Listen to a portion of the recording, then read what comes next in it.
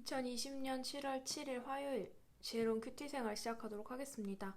오늘 말씀은 베드로전서 4장 1절에서 11절 말씀입니다. 고등부 운동원들은 보내드린 이미지 참고하시면서 함께 말씀 나누면 좋겠습니다. 그리스도께서도 고난을 받으셨습니다. 그러므로 여러분 자신도 그리스도와 같은 마음으로 무장하십시오. 고난을 겪은 사람은 죄와 관계를 끄는 사람입니다. 여러분의 남은 생애를 사람들이 좋아하는 악한 일을 하면서 보내지 말고 하나님이 원하시는 일들을 하며 살아가십시오. 믿지 않는 이들은 자신들이 하는 방탕한 생활에 끼어들지 않는 여러분을 이상히 여길 것입니다. 또 경멸하고 비웃기도 할 것입니다. 그러나 그들은 자신들이 저지른 잘못들을 산자와 죽은 자를 심판하시는 하나님 앞에서 낱낱이 말하게 될 것입니다. 세상의 종말이 가까워 오고 있습니다. 마음을 깨끗이 하고 침착하십시오. 그리고 정신을 차려 기도하십시오. 무엇보다도 서로를 깊이 사랑하십시오. 사랑은 다른 사람의 허물과 죄를 덮어줍니다. 불평하지 말고 서로 대접하십시오. 하나님께서는 여러분 모두에게 성령의 선물을 허락해 주셨습니다. 하나님의 선물을 가볍게 여기지 말고 착한 종처럼 남을 돕는 일에 사용하십시오. 무슨 일을 하든지 예수 그리스도를 통해 하나님께서 영광을 받도록 하시기 바랍니다. 그분에게 영광과 능력이 영원토록 함께하기를 바랍니다. 아멘. 어제 말씀에 이어 베드로는 앞으로 더욱 거세게 몰아칠 교회와 성도의 삶을 공격하는 고난을 각오하라고 이야기합니다. 죄에서 돌이켜 주님을 따르는 성도에게 있어 고난은 피할 수 없는 것이기 때문입니다. 베드로는 성도가 당하는 세상의 비방 그리고 핍박은 성도 스스로가 방탕하고 악한 삶을 멀리하고 있다는 증거라고 이야기하는데요.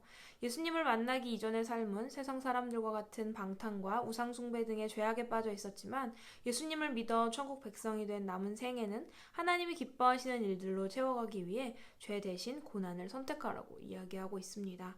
성도가 받는 고난은 무척 힘겹지만 죄가 주는 고통보다 괴롭거나 힘들지 않을 것이기 때문입니다. 베드로는 오늘 본문에서 특별히 비방이라는 단어와 내용을 계속해서 강조합니다. 비방은 과거의 삶을 떠나 새로운 삶을 사는 성도에게 찾아오는 핍박 중에 하나인데요. 아마 이 시대 로마 사람들이 자신과 다른 성도들의 삶을 이상히 여기며 많은 비방들을 쏟아냈던 것 같습니다. 베드로는 이런 상황 가운데 믿음을 지키는 성도들에게 세상의 비방을 두려워하지 말라고 말하며 우리가 마땅히 두려워해야 할 뿐인 하나님을 두려워하는 마음으로 주님 오실 마지막 날까지 믿음을 지키라고 격려합니다. 훗날 다시 주님이 오시는 마지막 날 교인들을 비방하며 비웃던 자들은 심판을 받을 것입니다.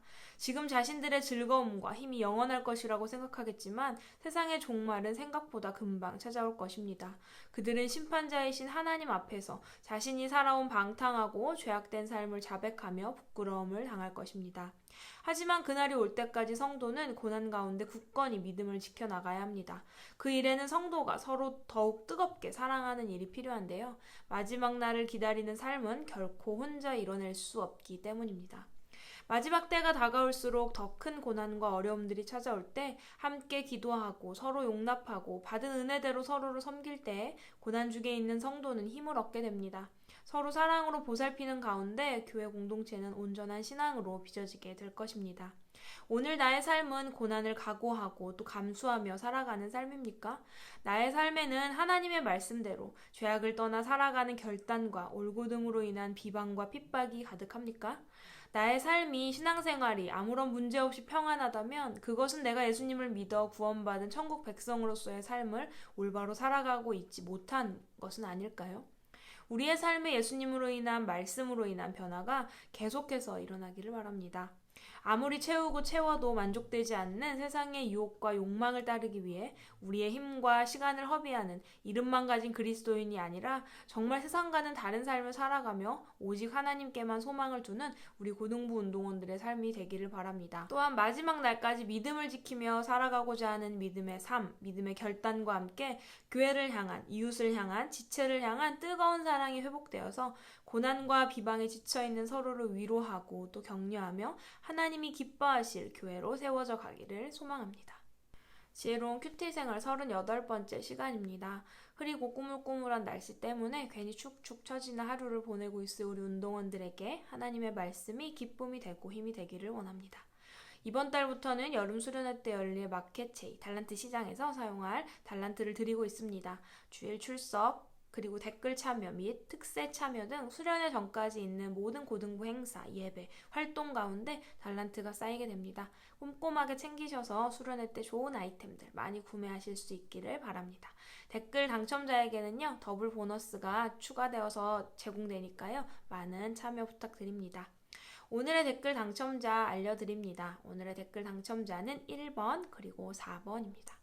다들 많은 참여 부탁드립니다.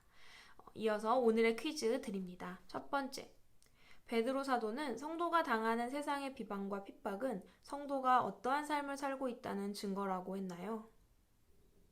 두 번째, 마지막 때가 올 때까지 성도는 고난 가운데 굳건히 믿음을 지켜나가야 하는데 그때 반드시 필요한 것은 무엇이라고 말하고 있으며 왜 필요합니까? 하나님의 뜻을 따라 살아가는 삶 가운데서 주어지는 고난과 비방을 감수하면서 서로 사랑하고 보듬고 섬겨주면서 주님 오실 날을 기다리는 참된 그리스도인의 삶을 살아내는 우리 고등부 운동원들이 되기를 소망합니다. 내일도 지혜로운 큐티 생활로 함께 만나도록 하겠습니다.